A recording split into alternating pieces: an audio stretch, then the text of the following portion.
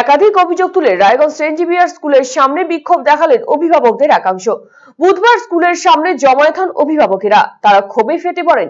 অভিভাবকদের অভিযোগ, নামজাদা এই বেসরকারি স্কুলে ঠিকমতো অভিভাবক বৈঠক হয় না। পড়ুয়াদের পঠন পাঠনেরও যথেষ্ট অনিয়ম দেখা যাচ্ছে। ক্লাসের রেজাল্ট খারাপ হলেও উত্তরপত্র প্রকাশ করা হচ্ছে না। ক্লাস পিছু পড়ুয়ার সংখ্যা অতিরিক্ত।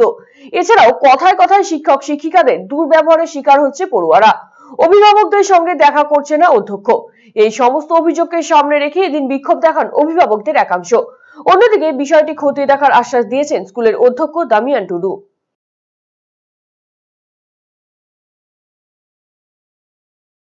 আমরা এসেছি, আমাদের দীর্ঘদিন ধরে কোনো পিটিএ মিটিং হচ্ছে না। আমাদের বাচ্চাদের নাম্বার ডিক্রিজ করছে। আমরা বারবার জানাচ্ছি আমাদের খাতা দেখানো হোক, সেখানে খাতা দেখানোর কোনো ব্যবস্থা নেই। ইভেন আমরা পার্সোনালি ভাইস প্রিন্সিপালকে জানিয়েছি, সেখানেও কোনো ব্যবস্থা নেওয়া হচ্ছে না। বাচ্চাদের সঙ্গে টিচাররা বিহেভিয়ার বাজে করছে, সেখানেও কোনো পরিবর্তন নেই। বাচ্চারা যদি কোনো কিছু ভুল রেকটিফাই করতে যাচ্ছে, সেখানে বলা হচ্ছে যে ভুল যেটা দিয়েছি সেটাই ঠিক আছে। ইভেন খাতা যদি আর বেশি বলি 0 করে দিয়ে দেওয়া হবে। এগুলো কি ধরনের বিহেভিয়ার হচ্ছে? আমরা কি বাচ্চার সঙ্গে এরকম করছেন এরকম বিহেভিয়ার বাচ্চাদের সাথে? টিচাররা করছেন।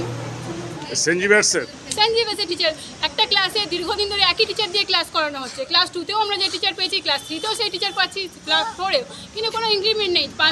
50টা ক্লাসের মধ্যে 45 জন ফেল। তো প্রিন্সিপালের কি টিচারকে এইটুকু কোয়েশ্চেন করা উচিত নয় যে একটা ক্লাসে আপনি কি পড়াচ্ছেন যার জন্য 40 জন বাচ্চা ফেল করে যাচ্ছে একটা ক্লাসে? আজকে আপনারা কি করছিলেন এখানটাতে? এখানে আমরা বিক্ষোভ করছি, যাতে আমাদের খাতা দেখানো হয়, প্রিন্সিপাল বেরিয়ে আমাদের সঙ্গে কথা বলুক। আমরা 1.5 ঘন্টা ধরে দাঁড়িয়েছি, প্রিন্সিপাল আমাদের সঙ্গে দেখা করতেই চাইছেন না। আমার ছেলে এই স্কুলে পড়ে, দীর্ঘদিন ধরে আমরা দেখছি যে ঠিকমতো পড়াশোনা হচ্ছে না এবং বিভিন্ন বিষয় নিয়ে কথা বলতে গেলে প্রিন্সিপাল স্যারের সাথে তিনি ঠিকমতো আমাদের সাথে দেখা করছেন না, কথা বলছেন না। এবং আমরা সেন্ট জেভিয়ার্স স্কুলে পড়াচ্ছি, নামটা অনেকটা বড়, হ্যাঁ, কিন্তু সেইভাবে শুধু নামেই সেন্ট জেভিয়ার্স, সেখানে কোনো লেখাপড়া হচ্ছে না। একটা বিশৃঙ্খল পরিস্থিতি, প্রচুর স্টুডেন্ট একটা ক্লাসে, ঠিকমতো টিচাররা সময় দিতে পারে না, ক্লাস ওয়ার্কগুলো ঠিকমতো চেক করে না, হোমওয়ার্ক দিলে সেই হোমওয়ার্কগুলো ঠিকমতো চেক করে না।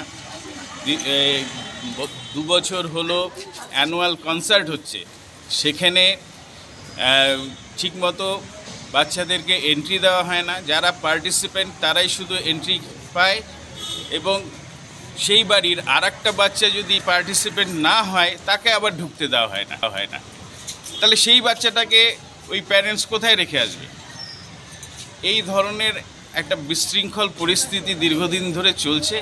আমরা স্কুলে এক সিস্টেম আছে, আমার বছরে 2 বার প্যারেন্টস টিচার্স মিটিং এটা আয়োজন করা হয়। তাহলে এই বছর একবার তো হয়েছে, মনে হয় অনেকজন আসতে পারেনি। আর কপি দেখার জন্য হচ্ছে আমরা দেখাচ্ছি প্রত্যেকবার। আর এবছর জানুয়ারিতে আবার পিটিএ মিটিং হবে, ওটা ডায়েরিতে লেখা আছে।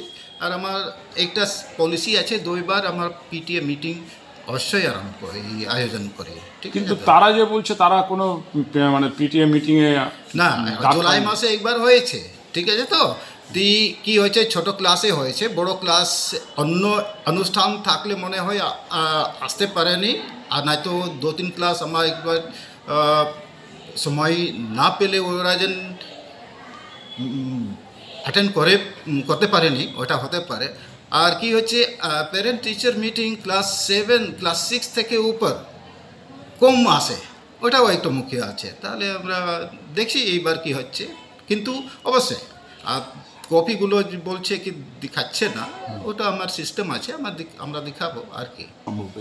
দেখছি ওটা যদি এরকম হয়েছে তাহলে এভালুয়েশন করা যাবে, শিক্ষক কীভাবে পড়াশোনা করেছে, কীভাবে ওটা টিচিং করেছে, ওটাতে পারফরমেন্সটা দেখা যাবে। কিন্তু কমপ্লেন কি হচ্ছে, প্রত্যেকজন অত গ্রুপে আসা দরকার না, 2-4 জন গার্জেন যদি আমার কাছে এসে কথা বললে আমি নিজেই করে দিতাম।